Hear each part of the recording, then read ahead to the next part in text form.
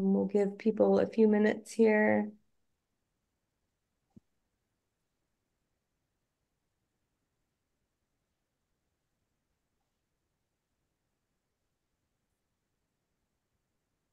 So while we're waiting for people to jump on to the webinar, I'll start with our land acknowledgement here at the Millicent Rogers Museum. We are located on ancestral lands of Tiwa-speaking people, known today as the Red Willow people of Taos Pueblo. We strive to deepen our relationship with the Red Willow people through collaboration, while acknowledging and honoring the complex history of the Red Willow people past, present, and future generations. We express gratitude to this land and to the Taos Pueblo elders and ancestors who have stewarded this land since time immemorial. Welcome to those of you jumping on to Millicent Unplugged, Part 2, Painting from Within, 100 Years of Dorothy Brett in Taos. This is the second associated program to the exhibition by the same name, featuring scholar and historian writer Pamela Evans. The conversation will center on Ms. Evans' extensive research on Dorothy Brett while highlighting specific paintings from the current exhibition by the same name. Pamela Evans earned a master's degree in modern British history and began writing while living in Santa Fe, New Mexico. Her first novel, Painting Light, is based on the life and writings of Dorothy Brett. Pamela has lectured about Brett and contributed to Elizabeth Cunningham's outstanding work, Remarkable Women of Taos, which is soon to be available in our museum store. I learned just today, so we're happy about that. She now lives in Maine with her husband. Welcome to the program, Pamela. I'm Karen Chertok, Director of Education at MRM, joined by Sarah Francis, photographer, author, and speaker, museum friend, and volunteer moderator. That's a long list of credentials for you, Sarah. And also welcome to MRM curator, Claire Motzinger. Thank you for joining us again this evening, Claire. So to all of our folks who are watching this evening, thank you for jumping on to this program. Please feel free to use the chat feature and we will highlight audience comments throughout the program. We'll also allow time at the end for Q&A if you would like to use that feature as well. So Sarah, do you want to get this conversation rolling? I do, because I want to start it with an admission that in the past, I wasn't all that interested in Dorothy Brett. But I couldn't get into it. I didn't know where it was. But this exhibit and the work we have done in the previous program and now this one, this this artist is bodacious, beautiful, bountiful Brett. All the bees I can think of. And so more than any other program we have done, I personally have really expanded my interest in this artist and the time. I mean, we all are interested in the times, but how marvelous all the different things that she did.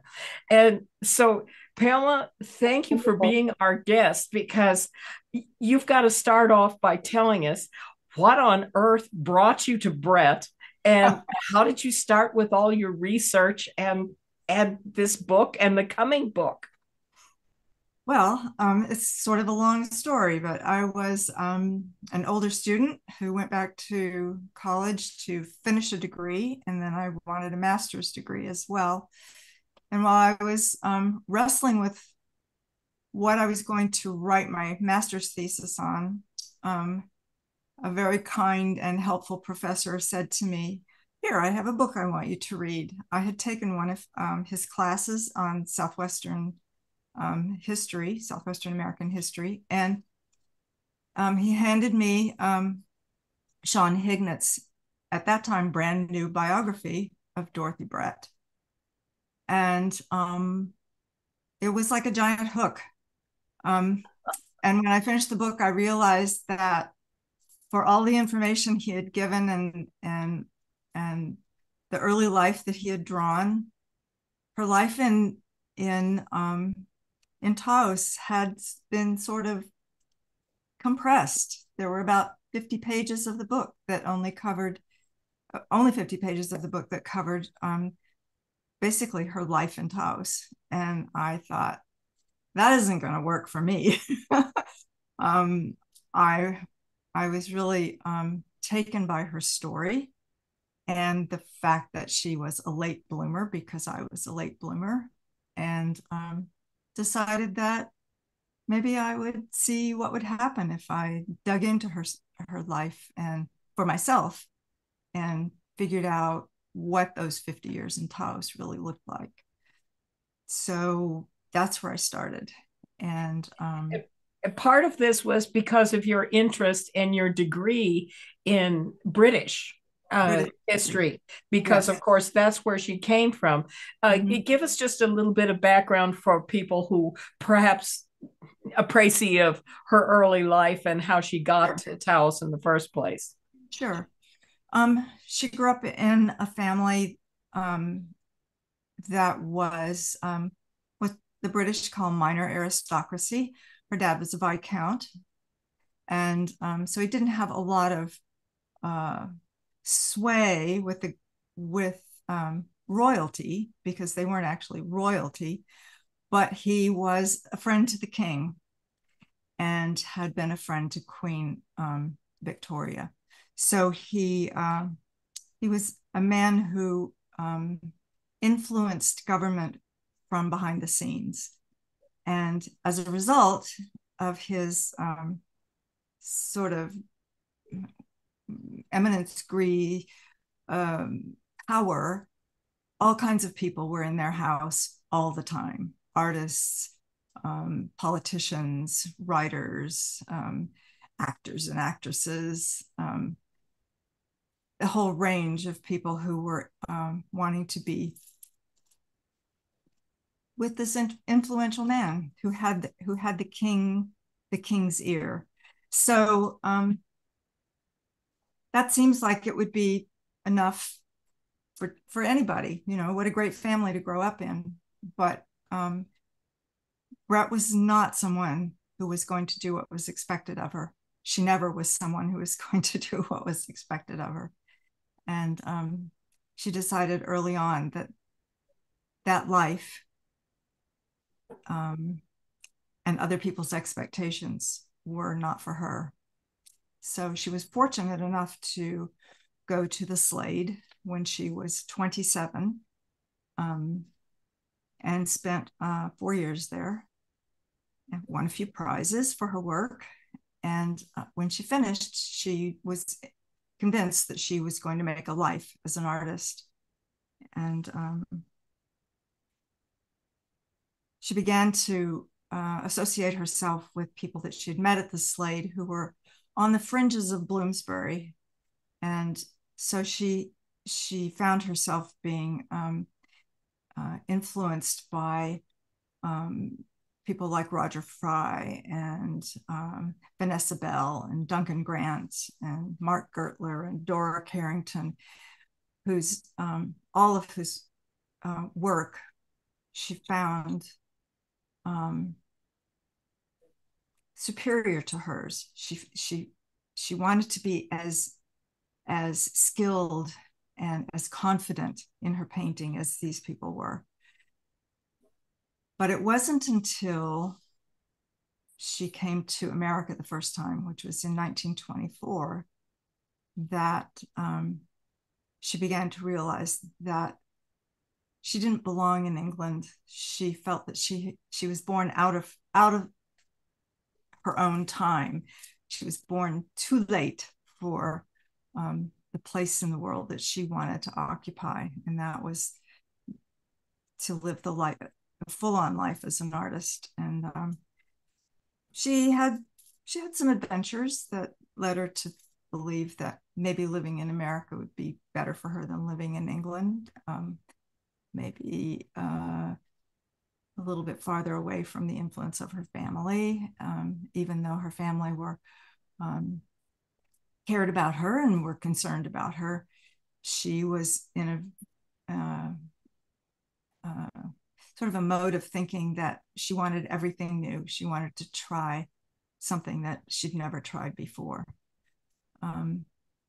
So she came to America with DH and Frida Lawrence in 1924. And in 1926, when they went back to Europe, she followed them and decided that very firmly in that trip home that England was not for her. And she came back to the US by herself. And she came back to New Mexico because she felt that that was the only place that touched her the way that she felt at home. She had loved the summers that they had spent in Scotland when she was a child, and the freedom that she had there, and living in the outdoors. And she was an avid fisherwoman. She loved to get out in the streams in her big rubber boots and fly fish, and she ate everything or shared everything that she caught. But she hadn't had a place to do that. Where do you do that in London? That it was just a life that didn't fit her. But in Taos, she felt like she belonged. And when she came back to the US, Mabel Dodge Lujan welcomed her in a way that she didn't expect, because Mabel and Brett didn't get along very well in 1924 and 25.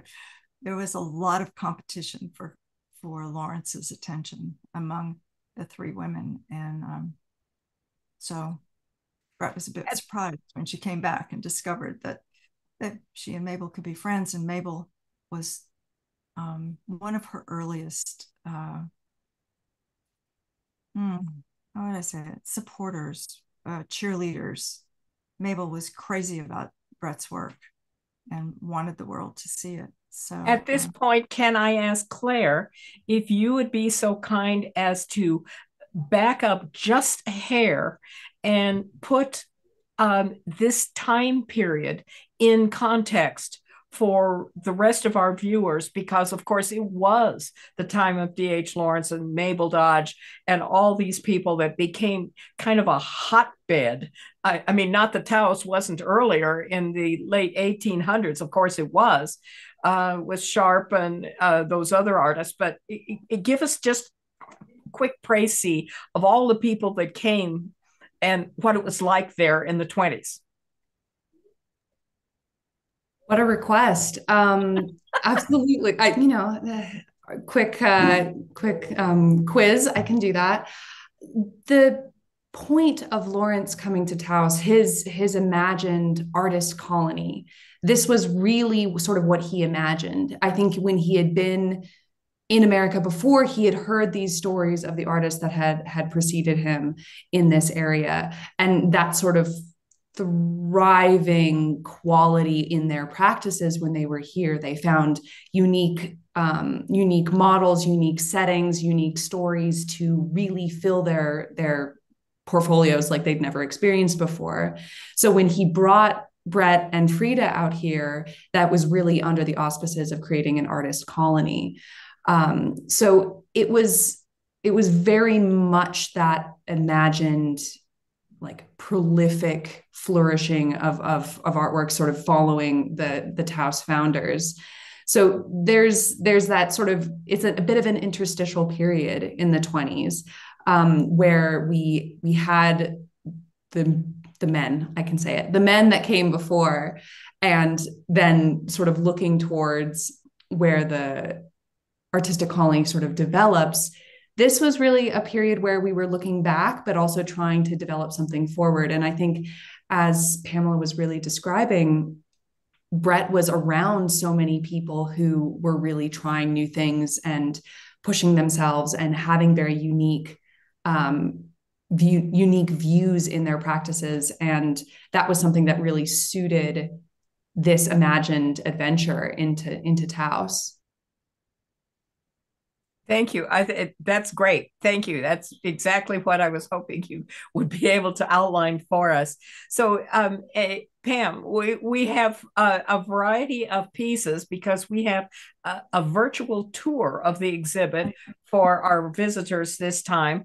Tell us about what were some of the earliest works that we have here in the collection that's being shown in the galleries? Well, fortunately, you have the Order of the Day. This is 1931 that you have showing, and Indian Women Smoking, which is 1935.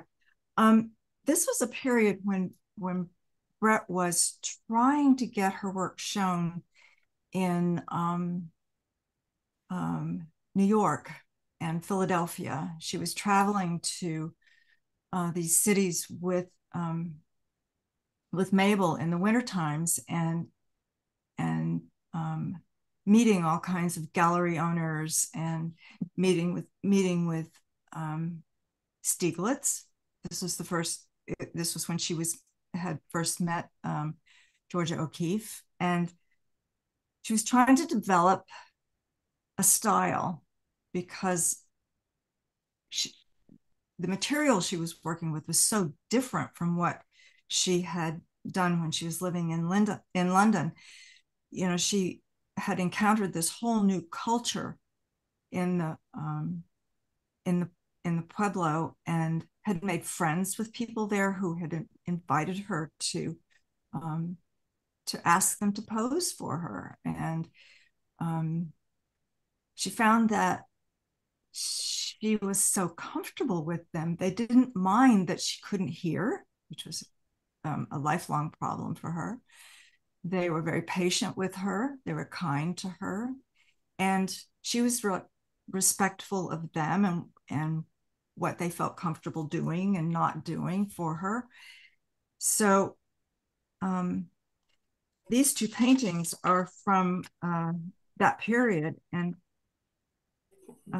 this early period, that paintings have a kind of monumental quality. Not that the paintings themselves are giant, but the figures have kind of a geometric weight to them. And the fabrics and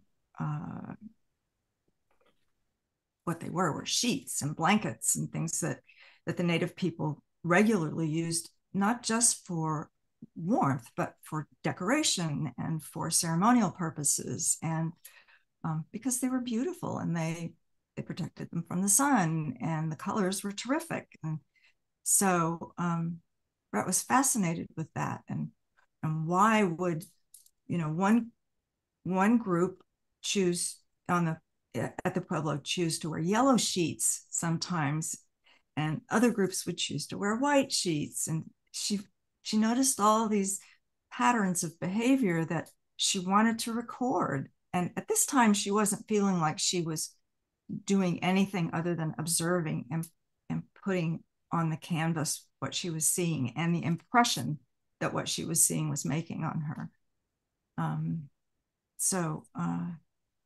Yeah, I was really excited to see these two pieces. And then, I see you have the blue.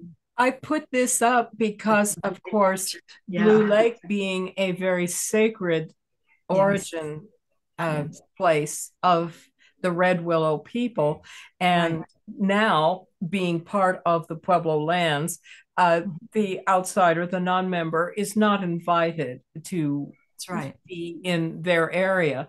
And yet Dorothy was obviously so well liked, personally liked by the Pueblo people. How did that come about, that she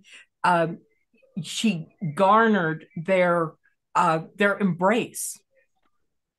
I think probably through her relationship with Tony Lujan and with Trinidad Archuleta. She asked them for help very early on. She asked, what can I do and what can I not do? What's acceptable and what isn't acceptable to put on the canvas? Because she had heard that people had gotten into trouble for painting things that were private or sacred, or really not for the public. And she didn't want to do that. She felt like their belief system and their culture and culture in general deserved to be respected. And she was more than willing to do that. So, I'd like to jump in and for then there just a moment, and yes. if you don't mind, and because I think this is a perfect time, if you want to go back to those two paintings, Sarah, for Claire to speak to the museum's relationship with the Pueblo in context of this exhibition, and sort of some of the conversations that you had, and even as part of the curatorial statement, the position that the museum has taken and sort of the explanation to the public. Absolutely. So, what Pamela was saying, Brett's approach to painting Native subjects as essentially an early form of consultation. So, this is the way that the museum approached this exhibition was in a similar vein. And of course, opinions change and policies change. The Pueblo's sort of approach has changed over the years. So, when Brett approached the Pueblo and approached through her context of the Pueblo what is appropriate, what isn't, we did the same thing. Every work that is in this show was run past Pueblo governance, Taos Pueblo governance, to gain their approval or in some cases disapproval. So as a significant part of this show, we are not including any of Brett's images of dance or ceremony. And at the time she was invited to those dance and ceremony events, she was permitted to paint them. However, the opinion has changed. And while, that opinion has changed, the Pueblo stance is they're beautiful pieces, just not for public consumption on this particular stage. So we were very happy to do that. And what sort of resulted, and I think it's beautifully parallel to what resulted in Brett's own practice, but what resulted in the exhibition is that we got to see a very different side of her painting style, a very different realm of subject matter that we don't often see. If you just Google Dorothy Brett, certain paintings come up. We did not include those paintings. Instead, you get to see very, very different subject matter. And I think the parallel, of course, into Brett's own practice is that she really felt that her subjects that she produced with the blessing of the Pueblo really aligned with her love for the Pueblo and for their people. And I think that ultimately the museum is coming from a similar place of fellowship and of respect and of care. And we are very close with the Pueblo and we want to continue to be. And there's no condemnation, I think, of Brett's approach. She was, of course, we can always have that conversation of a white woman looking at Indigenous subjects and painting them as an outsider looking in. But I think something that enchants people and something that's so significant is that she did it. We see so many white painters and white artists depicting Native subjects, but she did it in a very different way. And the way matters. And I think that's something that really comes through in Brett's work. The way, the methodology, the approach matters. And her approach was always of, sometimes an immense outpouring of respect and admiration for the Native people. And so that is something that was very much a parallel in our approach to put the exhibition together. So these pieces of Blue Lake were approved by Taos Pueblo governance to share with the public, although members of the outside public are not welcome to go see the lake itself.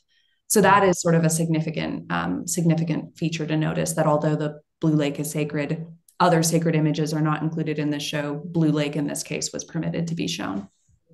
Thank you. Let's look at a couple of other subjects and tell us about what was permitted here. The right hand picture is actually a court scene where an accused outsider has been proven to be a thief. And that's very interesting. And of course, the regalia in the left-hand picture. So let's go briefly through a few of these and speak just a few words about them, would you please? Either one of you, jump in. Well, Claire's probably more apt to know the answer to that question.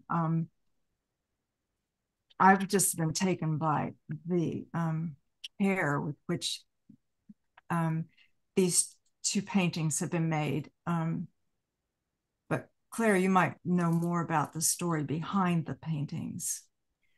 So it's interesting. These two paintings, I know a little bit more of the story on the right, and Sarah gave a great introduction to it of a essentially a court scene, this idea of justice, and the idea of justice being both, something that Brett also had was a bit of an interesting sense of humor, and sort of, I think that's something that she picked up on with the Pueblo people. I think that's another way that she and the Pueblo really align themselves with each other. So there's an aspect here of violence. This Pawnee horse thief, his body is, full of arrows. There are even little elements of blood that are very, sparsely painted in this piece. But at the same time, it looks like a dance. It looks like someone dancing in the center of onlookers. The composition is really, in some ways, quite peaceful. There's all this empty space in the ground, empty space in the sky. There's even a rainbow in the sky. So there's this kind of dual aspect of violence, but also peace and light and spaciousness. So this is not necessarily a scene that she witnessed. This is where she starts to get more into, I think, Sarah, Pam, you spoke beautifully about it earlier, that her early stages were very much observational and drawing things and developing a style. Her later stages have much more imagination to them. And this is one of those scenarios. So it has numerous layers. And I think I find when I go through the galleries and I look at visitors, this is one of the pieces that I find people contemplating and puzzling out a little bit, because it has somewhat of a strange quality, but it really does tap into Brett's imagination. The piece on the left really, I think, perfectly exemplifies her love of the native beauty and her sort of just adoration of Indigenous beauty. And these two young dancers in their regalia. This piece, it's somewhat hard to see in the photo, but this piece originally had plastic sequins applied to it. This was one of her multimedia pieces, plastic sequins, little glass beads. That level of adornment in Indigenous tradition, and especially I think on men, really fascinated Brett. And their hair, the way that their hair is bound, the porcupine roach headdress, it's really just I think a classic case of Brett enjoying the beauty and wanting to capture that. Oh, let's move on to another one of my favorites. You talked about multimedia, Claire. These fascinated me. The rabbit hunt that is on, that's on the right. They're little panels with kind of a metalish edge, and then applied to a wood backplate. That's why I'm saying the amount of different things that Brett did is so extraordinary to me personally. I just never knew about any of this. Maybe Pamela, can you take a little thought about these works? Sure. Even though these are tiny, that was of no concern to her. Her goal always was to present the idea with as much care as in a small piece as in a large piece. I love this one with the let's see, for me it's on the left with the men mounted on horses, and the action moves from diagonally across the piece. There's so much movement in there with just the tiniest brush strokes. She has created a sense of not just the movement of the men and their horses, but the wind is blowing, and the grasses are blown, and I don't know how she did it. She was using tiny brushes and that kind of thing, but she had such an eye for I don't know how to describe it, how to do this. the other thing she liked to do was to make her own frames and her own setups for these small pictures, partly because she didn't have the money to pay someone to make frames for her. So she would get someone like Trinidad to cut aspen for her and bring it to her later to her house, and split it and cut it into sections. And sometimes she would make panels like this one, or she would actually build her own frames out of the split pieces of wood. And then she did the metal work herself. She wasn't afraid to try anything. I don't know if you realize, but in the late 1940s and early 50s, one of the things she was experimenting with was painting moving pictures of the ceremonial dances.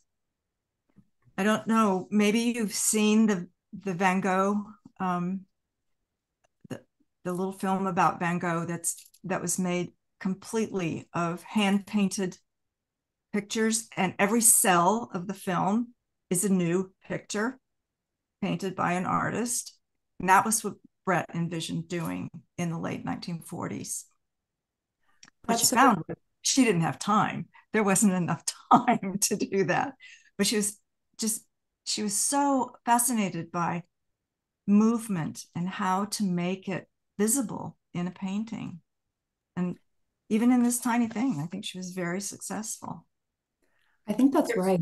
I think that's something that you see in something that I've seen in her sketches. The more and more even as this show has continued, people have brought me, oh, do you want to see a sketch or a piece, that I have of Brett's? And she did, I think that's something that's so wonderful about her. And as was mentioned earlier, her classical training really contributed to her craft, and her draftsmanship was very, very high. We have some of the back plates of the sketches she did of Trinidad, actually. They're so gorgeous. They're so good. They're so good. But her skill in drawing really comes through. And you can see in some of her drawings, in some of these sketches for works, she really starts to layer different stages of a moving object. So you'll see a horse at different stages in its movement. You'll see dancers at different stages in their movement. And although we don't have any dance scenes, something that you can see in other of her compositions is the way that those figures are replicated is not multiple figures in a single composition, but is the same figure at different stages in its movement. So that translates in both cases, in paintings, in compositions where you have that density of figure, where they're at all those different stages, but also the skillfulness with which she communicates movement, like you're saying with these two small works here. There's a natural sweeping up into the top right corner. And that could be because there's a row of horses and they happen to be moving in the top right. But it also gives you the sense of maybe it's even though they're different colors, it's one horse and it's traveling and it's just different stages. So she does master that. Yeah, I agree.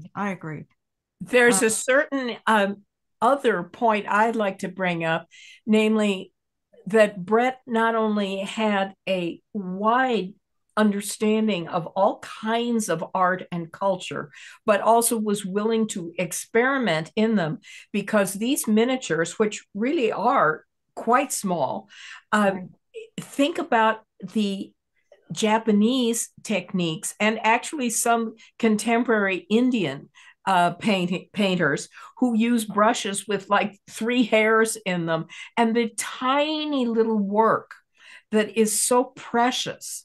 And I never knew about these works, and they are absolutely fascinating. And your comment, Claire, about how the movement happens, we actually see the movement. Mm-hmm. in that whole thing. And the interesting part that the grasses move at a different speed than the horses. So we've got two things happening at once. And the juxtaposition is amazing skill to have conceived that and then achieved it. I'm fascinated. Claire, can you talk a little bit about these small paintings and the pot boilers? Sure. So this is something that Brett herself called these pieces pot boilers. And that is actually, it's a term that sort of is a bit of, it's originally in literature in England, but it's this idea that it's what boils the pot, literally. It is what, sorry, dog. It is what boils the pot. It's what you feed yourself with. So this is what you sustain yourself on. You make the piece, it goes out into the world, and then in return, you have enough, fuel and food to feed yourself. So she produced a lot of these small works for sale. Something that Hignet's book really outlines, I think, maybe a little bit exhaustively, is her struggle in the market. She produced these big works and she put so much time and energy and labor, and unfortunately kind of priced herself out sometimes of the market. She really devoted herself to them and then was not able to necessarily always turn it around and make it monetarily worth her time. And so she went through a lot of hungry times as a result. And in turn, needing to eat, she produced a lot of these small works. So most of what, this show is a wonderful example of pulling from private collectors. A lot of what private collectors have, most people, and lots of people have these, are these smaller potboiler works. And I think sometimes that is another way in which I think that, we could talk about the sexism in the art world and the way that women are not treated on the same tier as male artists. But another reason I think that Brett doesn't always get her due is that there are so many of these smaller works out there. And I think sometimes, through a market lens, it's like, oh, that's not quite as valuable. That's not quite as significant as a painter who paints these masterworks. But really what we see is we've been talking about these two small pieces, that they really are masterworks in themselves. And simply because they were made to boil her pot, it doesn't actually mean that she didn't actually put a lot of care and craft into them. And it's something that we see. She repeated certain compositions, tweaking them ever so slightly, getting them right. And that was a really big part of her practice. She also repeated compositions on request. Someone might see something that a friend purchased, or they saw it and didn't buy it when they wanted it, and then someone else came along and bought it, and so she would change the colors, or she would tilt a head slightly differently or something like that, but the general composition was the same. And so she was able to satisfy two admirers, two customers, if you will. And often what happened was that became practice. The later production would be more refined. It would be a little less hurried, perhaps. I was taken by the what did we have him? We have him as Untitled. It's a 1941 young man on a horse. And I don't know if you chose that one to put up, Sarah, or not. Yes, you did, the one on the right. And this is a fairly small painting. I don't know exactly what the measurements of this one are, but I know that she repeated it twice more. And each time she gave it a different title. She changed the colors. And by the time she got to the third one that I have a record of, there were no fuzzy edges. There was no light-handedness about the brushwork. It's a very polished piece, and it is stunning. So, and that one she calls The Watcher. It happens to be one of my favorites. So I was excited to see this small one, this early one, and see where she began with this image. Let's switch the gear, Pamela, and go to the monumental ones that the flowers of heaven that create a great deal of interest in the galleries because they are big. They're how tall are they, Claire? Hold on, I've got it. Sorry. Well, approximate dimension is good, I think, here. So these are 60 1/4 by 32 inches. So they're very significant size. 5 foot tall pieces. If you were going to collect that, you not only had to have the pocketbook, you had to have a space That's to right. put that up. And that's always a challenge. So what are people saying about these two pieces? What comments do you hear in the gallery? So this is sort of in talking about the space they require. In our low-ceilinged Gallery 10, these really make quite the impression. They're very, very strong. Something that I love about them is that they are so strong, so powerful, but at the same time, they do have what Pamela was mentioning earlier, a sort of a light-handed touch. So you actually can see graphite lines underneath.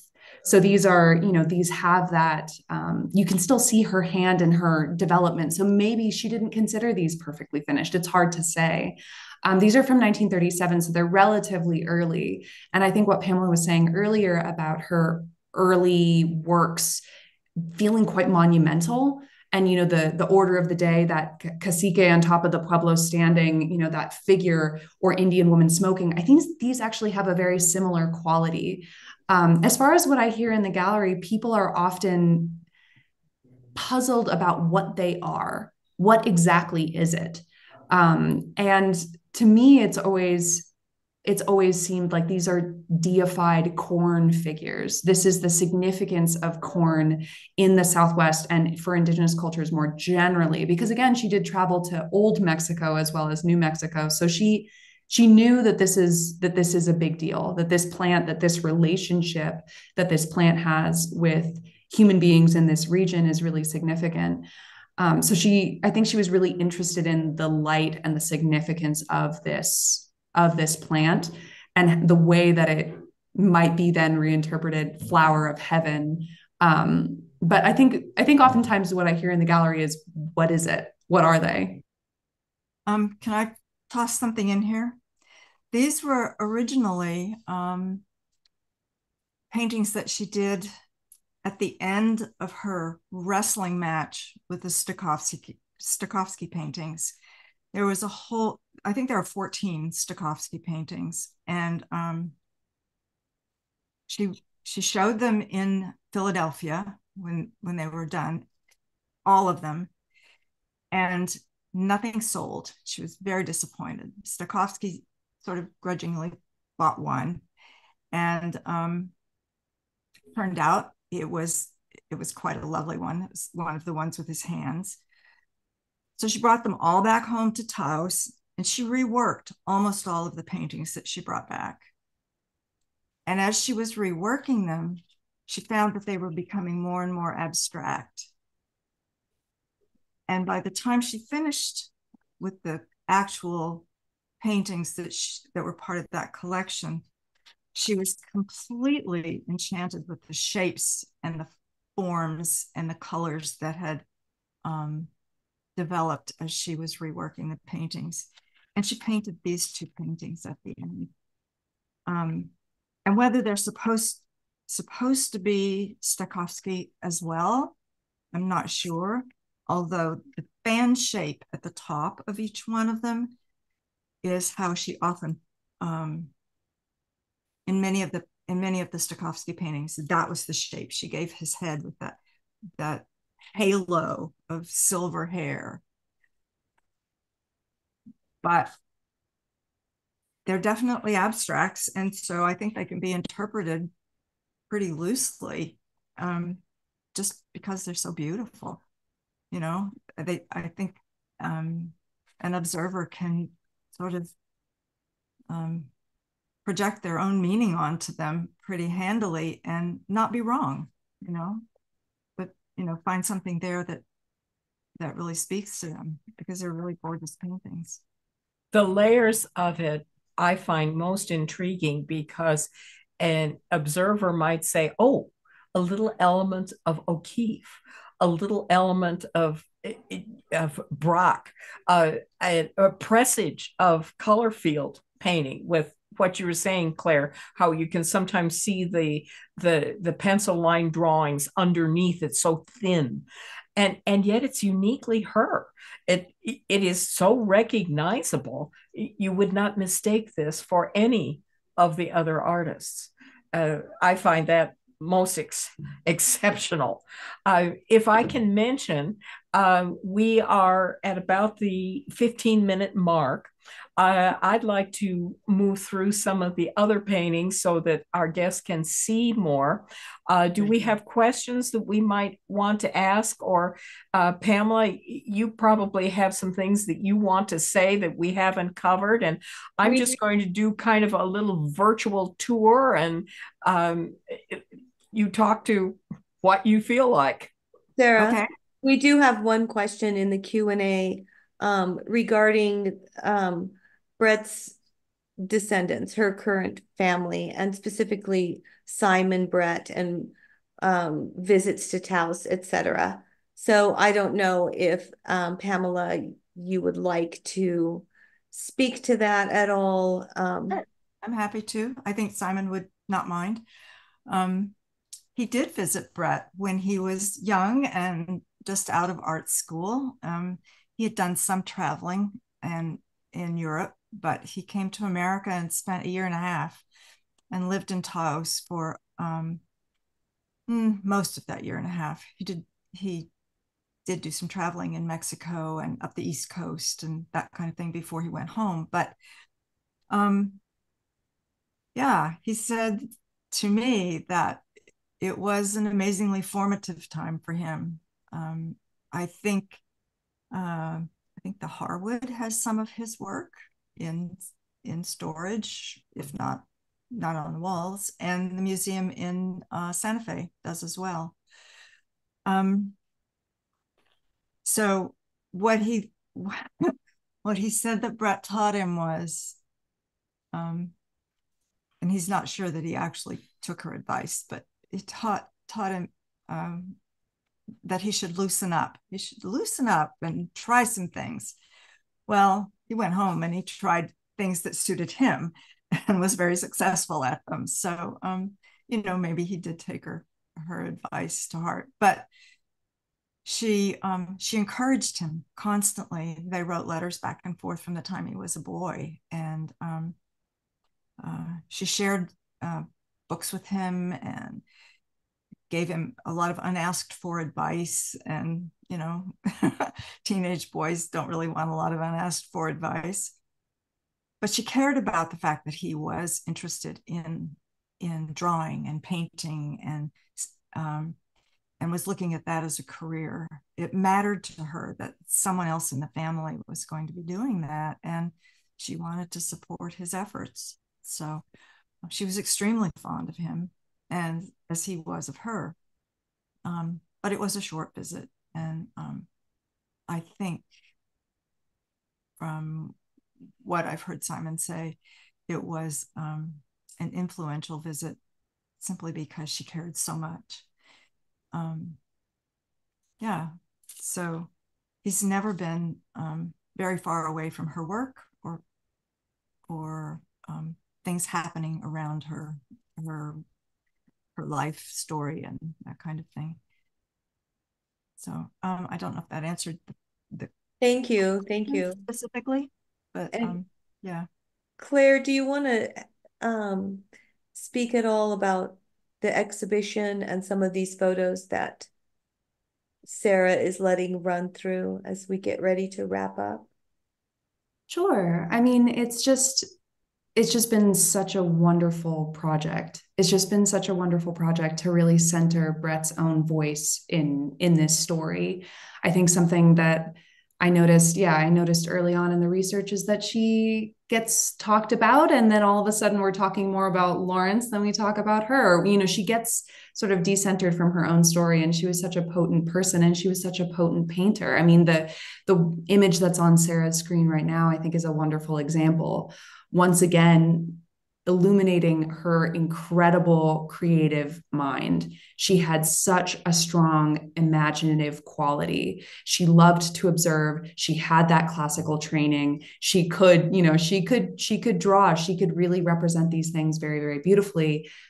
But then it really came to, and that's why we chose the title, seeing something within that wasn't necessarily without, but representing it anyway. And her sort of her bravery in pursuing styles or palettes that were new to her, and really implementing them. I think this slide is a great example of two very different approaches, both of figure, both with a lot of drama, both with art historical references that she learned in school. I think obviously we have on the left, Madonna, child, and John the Baptist as a child. Like this is a Renaissance composition. It's very, very classic, but we have it reimagined here as a Danae woman with her squash blossom, her full, incredibly elegant dress, her hair, her face is so carefully rendered. And, the baby in a cradle board, it's again, just such a great reinterpretation of that classic composition. And then on the right-hand side is a work that is, again, one of those multimedia pieces, those wings of those angels. This is Indian Angels. That's the title of the work. The wings of those angels are made from tiny, tiny pieces of cut copper wire that produce these feathers that have this glitter and texture and capture movement, as we were discussing earlier, in a very different way. So it's a brave person, it's a brave artist who is willing to change her style in such a way and yet remain true to her really potent strengths of sensitivity and emotion and demonstrating care of the people that she was looking to represent. So I think it's just been a really pleasurable experience getting to know someone who was, in my case, passed before I was even born, but still has such a strong presence represented in her work. Look at these extremely romantic works here. What is the media? They look to be pastel from this angle, but what are they? These are both oils. One on canvas, the other on board. It's this approach that she took for a while, and she sort of stepped in and out of this very pastel toned palette. I think the left a little bit more pastel than the one on the right, but these are both oil paintings. She did sometimes step into the realm of gouache or sometimes chalk pastel to add sort of like a wisp of smoke or an effect of cloud, but generally she painted with oils. So these are actually both oil. Wow. And here's yet something quite different with the rainbow woman and then the rainbow butterflies. I put those together because, of course, of the symbolic nature of butterflies in many Native American and also a variety of Hispanic cultures as a symbol of the great woman who is the what should we say, the support and the ancestor of her community. It's interesting that the great palettes are so simple, are so similar as well. Sorry. No, that's okay. I think I was going to say something similar. It's a great pairing of pieces. Rainbow Woman there on the right, that is a painting in gouache. And that's a really special work in the gallery because we were able to return that piece to where it hung on the wall when the room itself was a living room. So that was originally owned by Claude Anderson. Our building was owned by Claude Anderson. And when Gallery 10 was a living room, that piece hung in that spot. So that was a great moment where we got to return her to where she originally hung. So that was and it's a beautiful piece. It is. Yeah. Here's some more that talk to the fishing. The eagle fishing, and in the background, well, of course, the eagle is diving, and in the background there is a fisherman out in the water. I thought that was so interesting. And then another painting that speaks to Blue Lake and the ceremonials, etc., in that area. And again, quite different, and they're framed so differently as well.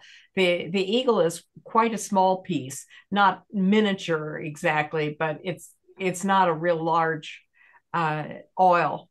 Um, any comment on these?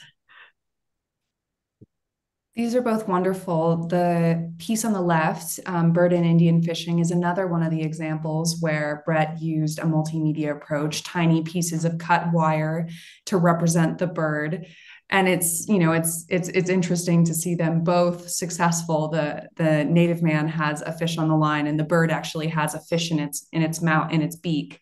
So they've both been successful in their endeavors, which, as a fisherwoman, I'm sure that would mean a lot to her. And then on the other side, this Blue Lake image, it's sort of a strange twist in perspective and movement. The lake seems to be coming up at the viewer, whereas we seem to be viewing the native man and the horses from the side. So it's sort of a peculiar use of perspective.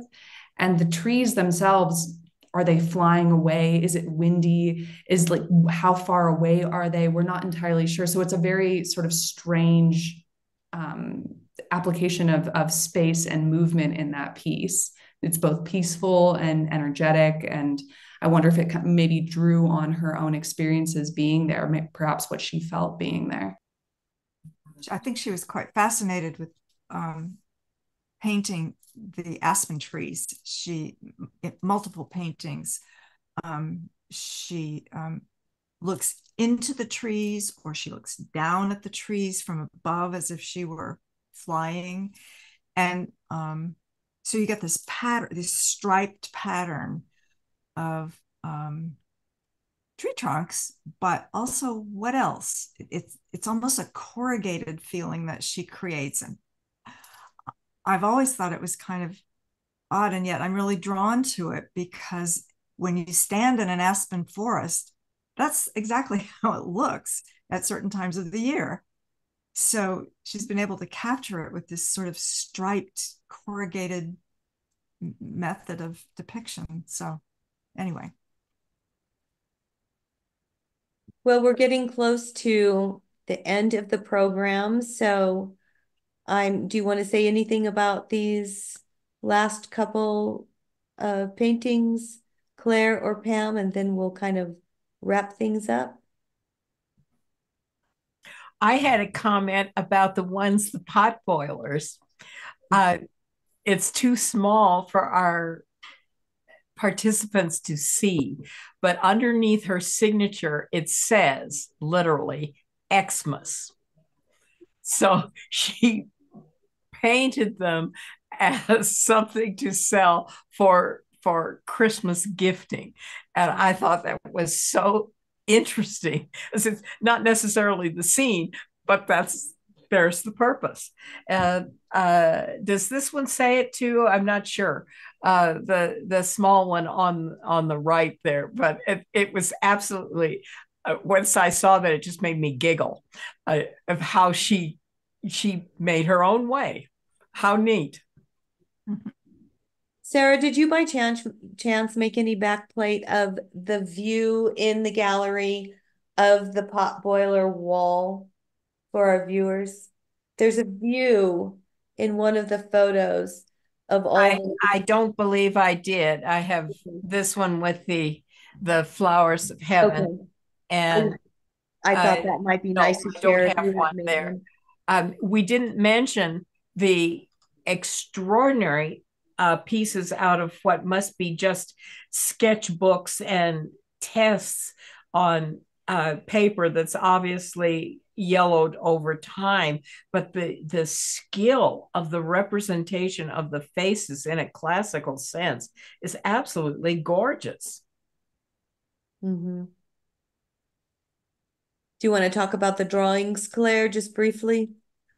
Sure, sure. There was a great many drawings that we got to look through, and the challenge, of course, was picking which pieces that we would actually include. I believe these are potentially of Trinidad Archuleta, who we mentioned before. They look quite a bit like him, and he appears in some quite a number of her works. And quite a number of her drawings, but she was really sort of trying to capture that expression and again that beauty and the fascination with his hair, his eyes, the shape of his nose.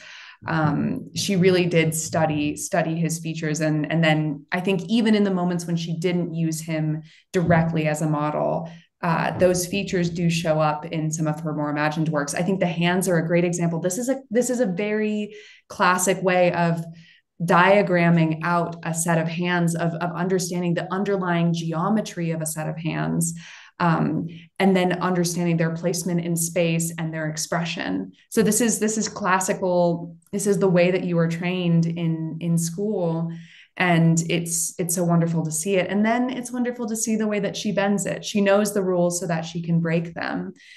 She doesn't necessarily feel beholden to paint in a classical way, although she does have those classical underpinnings. Thank you. I wanted to mention this last one, which is so different that it's it's like a very free, very loose watercolor. I don't know the medium. You're going to tell us that, but it's just like it. The little daisies just kind of float off the page, and you could grab one and make a bouquet. And how contemporary, even considering uh, the timing, it was ahead of her time, really, in my opinion. Yeah, so this is gouache on paper, very simple, but this was likely sort of toward the end of her life, possibly in the 1970s, because this was given directly to the owner of this piece, who in the wall label, I won't be able to relay it now, but in the wall label, she talks about her stories, knowing Brett personally and going to parties with her at John Manchester's house. And so she received this directly from Brett. And this piece is it's naive and childlike in the very best way, but it's so happy and so simple, and it's just gouache and pencil on paper. It's really lovely. Thank you, Claire. So we're going to go ahead and wrap it up. Sarah, if you want to come back front and Thank you. center. Thank you. So I want to thank our audience for joining us, and also our guest, Pamela Evans. Thank you, Claire, for joining tonight. And as always, thank you, Sarah. And a special thank you for all of those back plates that you did to share the gallery spaces with us, with our Well, audience. it's a monumental exhibit, and I can't thank the museum enough to have decided to take this to the next level, a whole new aspect of wonderful people in Taos that we weren't sufficiently well acquainted with. So thank you. And I also want to say that the museum is open 7 days a week through October from 10 to 5. The Brett exhibition continues through October.